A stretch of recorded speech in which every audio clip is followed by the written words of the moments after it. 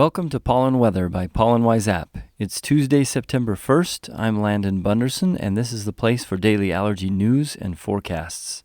There's a fair amount of rain in the forecast today, with heavy rainfall and a potential for flash floods in the Appalachians and Mid-Atlantic, as well as portions of the Southern Plains and Ozarks region. All this rainfall will keep pollen and mold levels low in those regions, but where there isn't rain, the pollen levels are expected to reach 80s and 90s, especially in the Southeast, the Upper Midwest, and the Rockies. Most of Texas and California will have relatively mild pollen levels today. This is a good day for you to watch the Pollen Wise hourly counts and avoid peak levels. I noticed that where I am in the Wasatch Front, the pollen peaked at 6 p.m. yesterday. And yes, I was outside when it was peaking. Mold levels are going to be high in the central and southern Rockies. Honestly, the Rockies would not have been the place that I would have guessed would have the highest mold levels on the first day of September. Mold in Chicago and area is threatening to get into the 70s and 80s any day, though for today it'll peak in the 60s. Texas and the eastern states, I still think that high mold levels are coming, though I'm not sure when. Air quality continues to be affected by the fires in the west, and there are a lot of active fires out there. California, no surprise, is the worst of the worst still. Remember, the smoke has got to travel somewhere, so keep an eye on your air quality.